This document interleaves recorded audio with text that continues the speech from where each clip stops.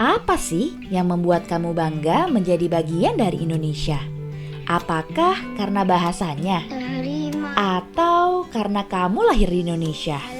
Atau malah kamu gak bangga sama sekali jadi warga negara Indonesia? Nah, di video kali ini, Min Beni mau ajak kalian membahas tentang nasionalisme dan konteksnya sama Indonesia. Tonton videonya sampai selesai ya. Nasionalisme, jika kita melihat dari katanya itu, terdiri dari kata nation yang artinya bangsa dan imbuhanisme yang merujuk pada suatu ideologi atau ajaran. Nah, jika dalam Kamus Besar Bahasa Indonesia, nasionalisme tuh diartikan sebagai sifat kenasionalan. Sedangkan menurut Ernest Gellner dalam bukunya Nations and Nationalism, nasionalisme adalah suatu gagasan atau gerakan yang berpandangan bahwa suatu bangsa harus terwujud dalam suatu negara. Jadi, nasionalisme ini adalah satu dari ideologi atau paham atau gagasan yang memfokuskan kepentingan negara dari kepentingan lainnya. Sebenarnya, nasionalisme ini muncul dan populer untuk mempersatukan suatu kelompok yang memiliki bahasa, budaya, atau warna kulit yang sama. Pada akhir abad ke-18 dan awal abad ke-19, yaitu peristiwa revolusi Prancis dan Amerika. Istilah nasionalisme semakin populer di seluruh dunia, yang menyebarkan ide-ide kebebasan, kesetaraan, dan persaudaraan untuk suatu bangsa di suatu negara.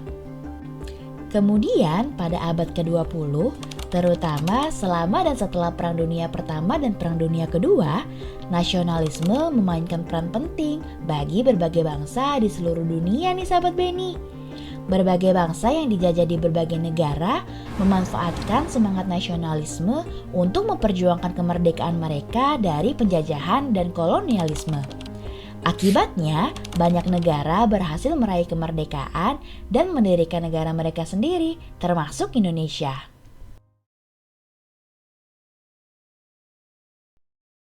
Perjalanan nasionalisme di Indonesia sebenarnya dimulai ketika kolonialisasi yang dilakukan oleh Belanda.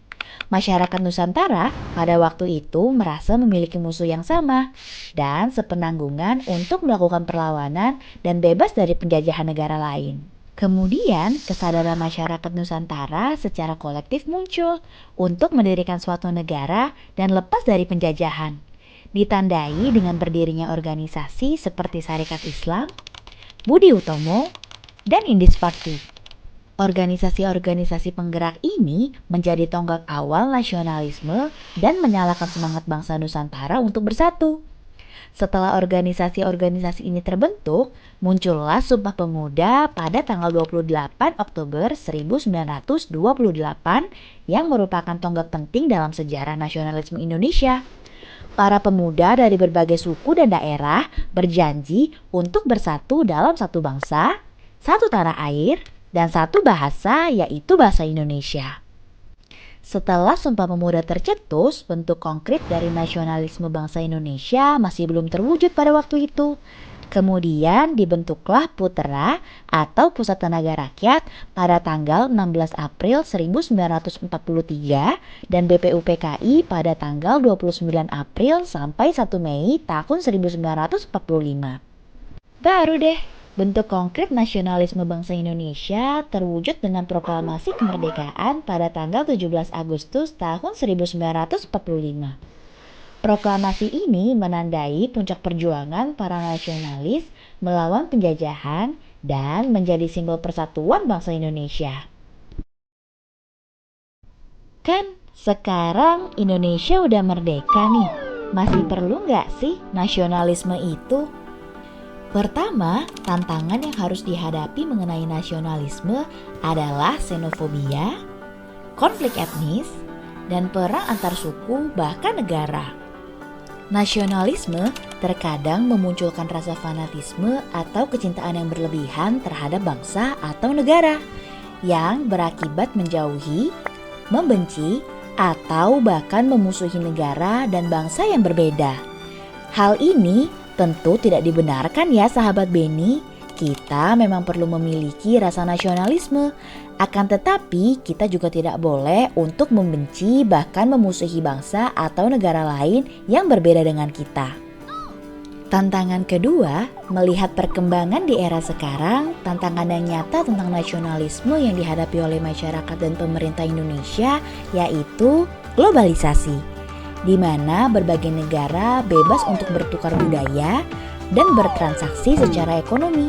Hal ini akan berdampak langsung sama identitas dan nasionalisme suatu negara, termasuk Indonesia. Tantangan globalisasi terhadap nasionalisme ini sebenarnya memiliki dampak positif dan negatifnya nih Sobat Beni.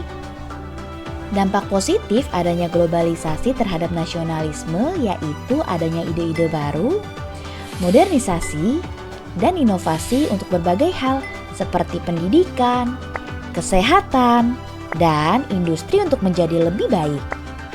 Sedangkan dampak negatif globalisasi terhadap nasionalisme yaitu terdegradasi atau hilangnya budaya tradisional dan kesenjangan sosial yang semakin tinggi.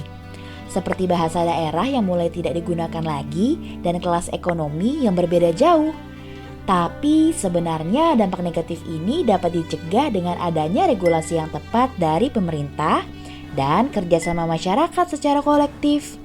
Jadi sahabat Beni, meskipun Indonesia sekarang sudah merdeka, nasionalisme ini tetap relevan dan penting bagi kita kok. Yaitu berfungsi untuk menjaga persatuan, mendorong pembangunan, mempertahankan keamanan, menghadapi tantangan global, dan meningkatkan tanggung jawab sosial serta lingkungan kita. Nasionalisme sebagai hasil dari etika dan budaya bukan berarti membuat kita menjadi fanatik dan arogan terhadap negara dan bangsa lain, tetapi justru menjadi bahan bakar kita untuk mengenalkan identitas dan budaya kita ke negara lain. Seperti halnya Korea Selatan, rasa nasionalisme yang kuat di masyarakatnya membuat hampir seluruh dunia kenal dengan budayanya. Nah, coba kamu bayangkan, bagaimana jika seluruh dunia mengenal budaya Indonesia? Seperti rendangnya yang enak atau bahasa daerahnya yang banyak. Gimana? Kamu siap nggak jadi bagian yang mengenalkan budaya Indonesia ke seluruh dunia? Jangan lupa komen dan like video ini ya jika kamu suka. Sampai jumpa di video selanjutnya.